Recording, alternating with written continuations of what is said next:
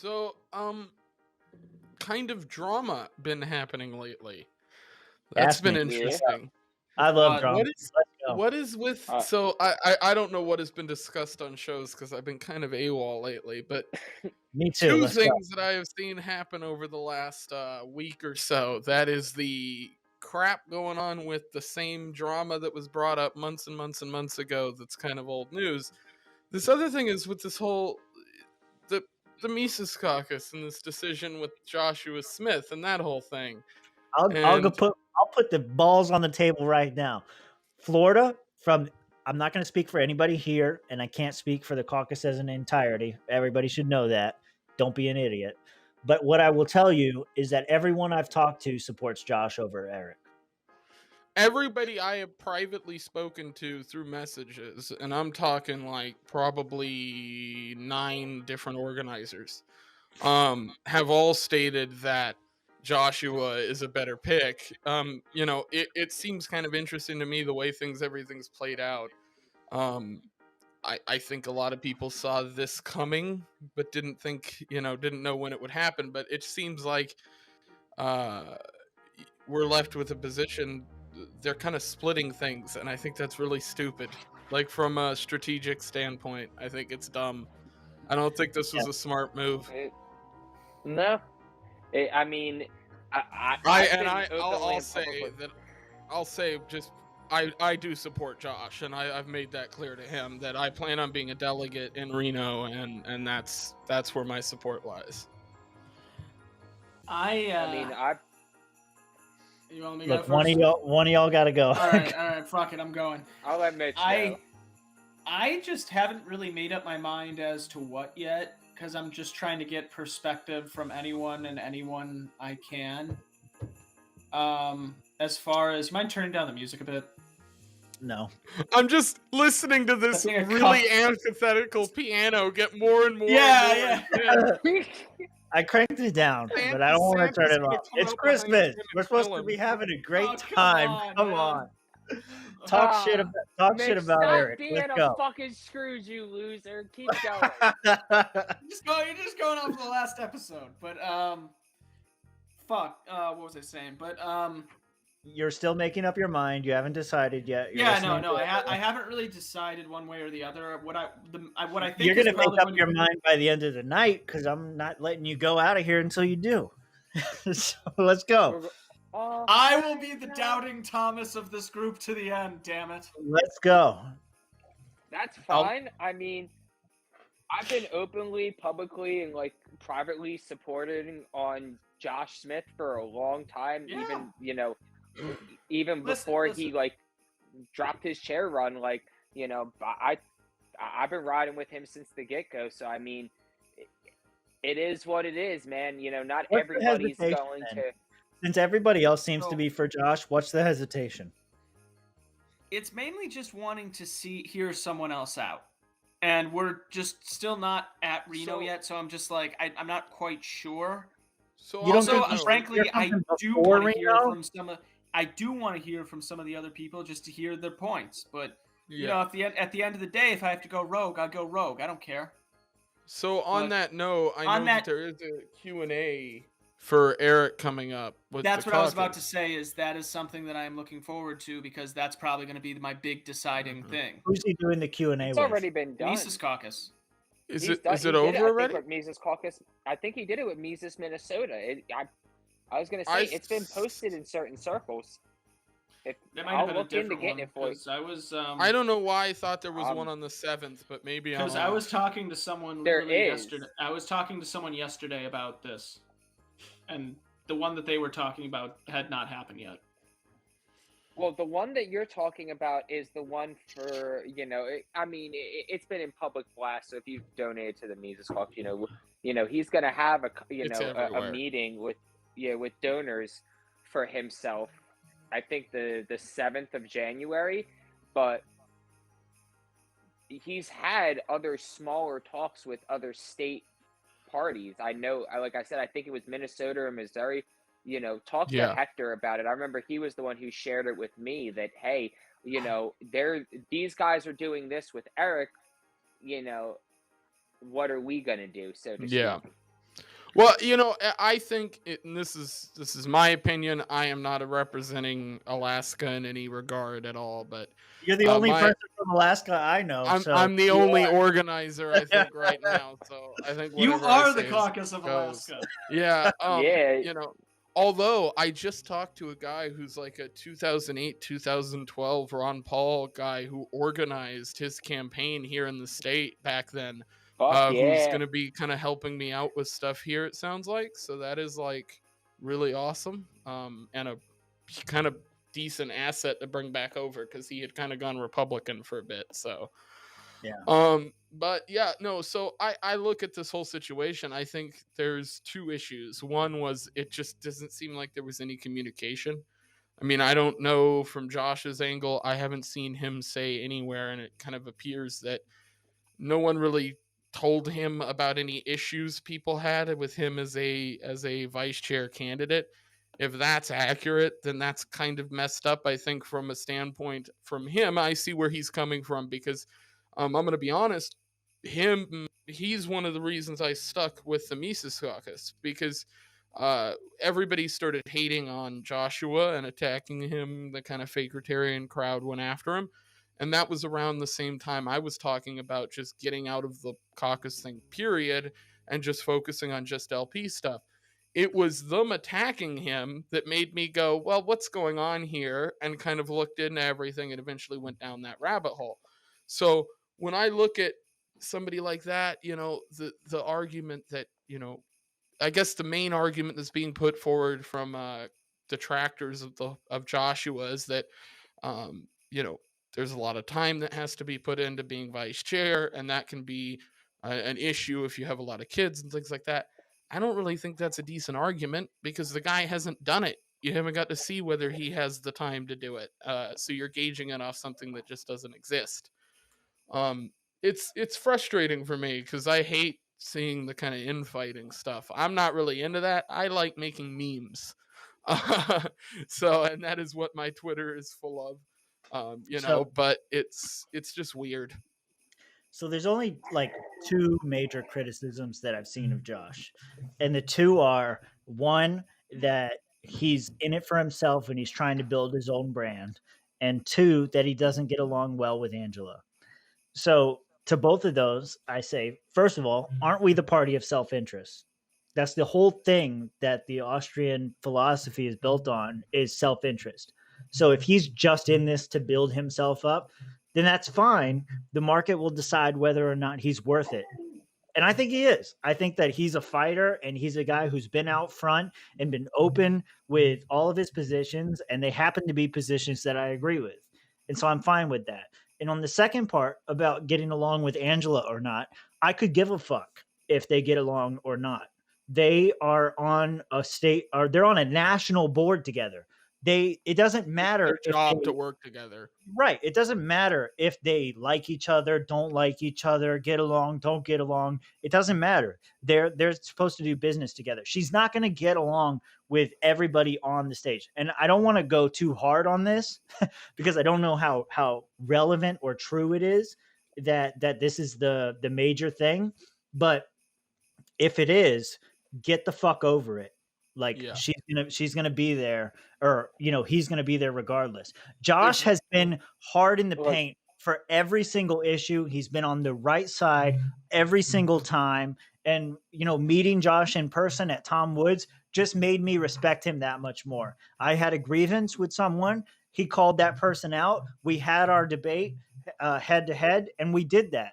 And it was all happened because of Josh. So Josh has only ever proven himself to be, to me, worth the investment. Erik, I did some research into Erik, and I didn't find anything compelling. I found some concerning things. Not that I disagree with him on any of his positions, but his focus seems to be in the wrong place. And Josh is always upfront, outwardly spoken. He says what he believes, and that's it. And this party at this moment needs a fucking fighter. They don't need somebody who's going to play the game, who's going to play the politics, who's going to make the decision that's most politically beneficial, even if it's in their self-interest. I just said self-interest was great, but I don't know. Josh has always been there, and Josh has been the guy. And I think Josh made this bet. He's not bet like there's a criticism against the Mises Caucus that Michael Heiss is in control of everything. And that's not true because we disagree with Mike all the time. And I think that this is one point that we disagree with Mike on is Mike has seemed to put his eggs in the basket of Erik Raudsep. And I think the membership is actively against. Yeah. Not Listen, I'll be honest. I don't think the numbers within the caucus are with the caucus on this. Yeah. When I'm talking to people, I'm either getting one of two responses. I'm getting neither of them, or I'm getting Josh. And if those are the two responses I'm getting, then the choice there is obvious. I think that, from my perspective, you have a guy who's done a lot of work in the liberty movement, right? Regardless of whether we're talking directly for the caucus, I'm talking about the liberty movement. Dave's whole messaging running, as far as the presidential campaign, is on the fact that he's kind of breaking that mold, bringing us back to that kind of Ron Paul form of kind of radical kind of libertarianism and getting in people's kind of faces, putting out interesting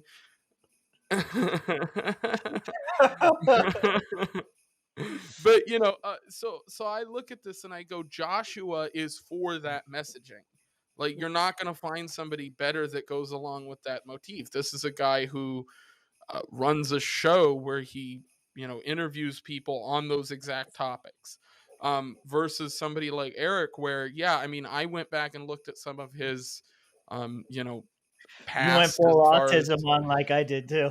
well, Yeah. it's a little concerning. There's decisions that he made in the past that seem to not support what the caucus's actual vision is for the LP. And if that's the case, then why are you putting this guy up over somebody who has a track record in support of the caucus issues? Somebody like Joshua, who's been on the LNC, who's been voting for the issues that we actually care about. And in some places, like with the New Hampshire thing and stuff like that, actually being the person in front of it. So it just, or not New Hampshire, but the Delaware rather, stuff that happened recently where, he was one of the louder voices, especially on the LNC, talking about it. And I think there are other people on the LNC who kind of play both fields, who try to make it so that if Dave attempts to run and fails, or the Mises caucus isn't as successful as we expect to be in Reno, that they can somehow fall back into the group that would be in charge in that case. And I think those people need to be called out. So, and Erik appears to be one of those people through and through to me. So I'm just going to throw this out there, listening to you there too, bringing up some of these other names. There's many names on the Mises Caucus Advisory Board. I would be curious to hear what many of them have to say about this as well. I agree. Yeah. You mentioned Dave Smith. I just pulled up the list here. We have Tom Woods, Scott Horton, Michael Bolden, Maj Touré, Walter Block, Gene Epstein, Larry Sharp, Jacob Hornberger. Yeah, Larry Sharp. Larry Sharp was on Joshua's show. I believe, if I'm not mistaken, this is the show I'm thinking I watched. He was on his show, and they seemed to get along just fine. They get along. Might get along on the show, but for all I know, they could have a different opinion on this. Right. I don't know, but I find it hard to believe that this was a decision coming from them. Obviously, I think this is probably a decision coming. I could see quite a few of the people that I just read the names off of not falling in line with you guys. Oh, absolutely. I'm not saying that. I'm just saying as far as the decision being made. I don't know. Yeah. Well, there hasn't been a decision, right? No, they haven't officially said that they're behind Erik yet. It just seems that it's going in that direction. Am I right on that? Yeah, I don't think there's been any. You are correct, and I think that Q&A that's supposed to take place in the Mises Caucus group is probably going to be a big sticking factor for a lot of people. I think what they're going off of is that if things go well there, it will kind of be like when Spike Cohen won the Hearts of the Caucus. Because I don't know if you guys remember, but when the VP debate in the Mises Caucus happened with Larry Sharp, Ken Armstrong, and Spike Cohen, I think it was just those three. Everyone, myself included, went in thinking, "Oh yeah, Larry's our guy," and Spike Cohen ended up coming in and just cleaning house basically, and kind of proving to everyone, "Oh, this guy, yeah, he gets it." So that's what I think they're kind of going off of here. Is if they do this Q&A, maybe they can see what the people think, but it'll all go off of that. I think that I think the Q&A is definitely their kind of seeing where everything goes. I think the issue today was just, I saw the Joshua Smith tweet with, the voting stuff that happened with Sarwak, and that's concerning. I mean, off the bat, to me, when you are trying to get involved with this side of the movement, I don't want anybody with that last name at this point that's involved with the LP Smith involved with anything going forward. You fuck. Wow. Boy. They're toxic. Like, I mean, they're and you're talking about Star Wars. Okay. Yeah, it is what it is, but I mean, I think everybody right now sees that. Like, we all know that these people are toxic. They've shown that time and time again, not only in the way that they vote on things, but on the things that they try to do behind the scenes.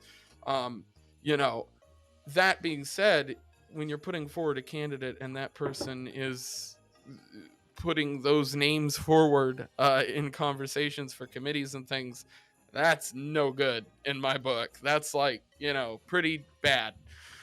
Yeah. So, I mean, and this is what I mean. Like, it's not like I disagree with Erik on any of his policy prescriptions for the way things should be. I think we mostly agree on those, but his focus and his intention seems to be in the wrong place. And this recent vote for Valerie Sarwark for, I don't even know what it was for, but it just doesn't jive. And like Josh had the correct response. So why are we not supporting him? Well, and at the same time, it seems like an excuse for somebody to garner support with the Mises Caucus while also staying in good regards with certain people in the LP, so that if their run fails, they have a fallback and they have all this kind of cushioning. And I think that's a bad way to set relationships up, especially when you want those relationships to be vice chair, somebody who actually has, although not much, direct say, somebody who has some general say so in things. Josh, you want to say something? I mean, I'll play devil's advocate on this one. In Erik's favor, it's kind of hard to, in this situation, condemn him when we even have, MC members who, went the same way he did on the vote. Right. So, Yep. I mean, we got to look at it from a certain perspective of, at the same time that. But I'll say that anybody who voted, and I think we all, yeah, I know who you're talking about, and to be honest with you, it's Stephen Nikela. Yeah.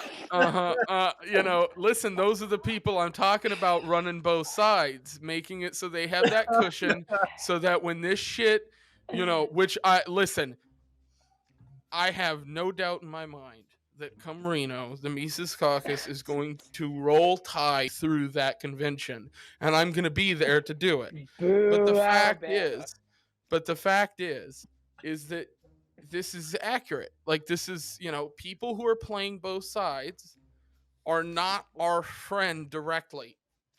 They want to help us out on things, that's fine. Those aren't the people you pick to be vice chair. Those aren't the people you pick to do things like that, because you want somebody that you can trust. And if somebody's willing to play both sides, they're typically not somebody that I'll trust.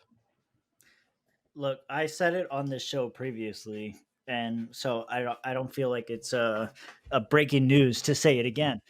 I had this argument with Steven in person. I asked him, I said, are you here to change the party and to do all this, or are you here to play politics? And his answer to me was both. It can't be fucking both. It's You one or can't the do other. that. It's one or the fucking other. And this vote once again clarifies that situation for me. And Absolutely. so I love Steven. I think he's a great guy. I think he's done a whole lot, especially for the state party. And he's always been nice to me. And I can't say anything bad about the guy other than when push comes to shove, he's not on the same fucking team that we are. And like that needs to be made clear. I don't want to fucking drag the show down, but that's where I'm at with it. And well, no, like yeah. you know, and you okay, listen, Mitch? Mitch is gonna nothing. die. I'm outside. You don't have a position anyway. You're fine. I'm outside this, and this is why I Yeah. think, to some extent, I'm a good voice of the topic, is because I just observe everything from the outside. I'm not involved in any of these states. You're in I a don't state that talk- isn't even connected to the rest of the U.S. Right. I am quite literally. I am separated by an entire country. Yes, So that's right. as far as I am concerned, I am going to continue to live in this state for a little while longer, but I plan on moving to Florida eventually, and then I'll get involved. Hey, That is the decision I have made over the last Hector's month. Is that inspired is to gonna be my join. moving Drop the location. name that should not be dropped. But you know, the fact is, from an outside observer perspective, somebody who's involved with both the somewhat the LP and the LPMC, I look at this and I go, I don't think this was a good strategic decision off the bat. I look at this and go, you have somebody like Erik and somebody like, frankly, Steven, who are voting on really murky terms, and one individual who's I think both of them are trying to cushion themselves so that if Reno doesn't play out the way that they want it to, that they have a fallback. I think we're going to see more people doing that as we get closer and closer to the convention. We're only going to see more of this. This just like we said with New Hampshire. When New Hampshire happened, and then Delaware, and we're probably going to have another one, and one after that, and one after that, going to happen again and again, because this is the scummy shit that we all said was going to happen as the convention neared. No one's brains were blown on the ceiling when they learned that things like what had happened in Delaware happened, because we all saw that coming. Like, and to me, it's insane to think that this is a decision that you make knowing those things. Like, we saw what happens when you put people in power to be friendly or to make friends. That's what happened, from what I understand, in some of the situations in New Hampshire. In They Hampshire, put somebody in. chair. Yeah, they put somebody Or in the Florida. chair position who was like a flippy floppy Mises member, or somebody who wasn't affiliated with the caucus, because they wanted to get kudo points, and it failed, and it blew up in their face, and it gave them a way to take over an affiliate. That's the kind of shit that's scummy, you know. All right.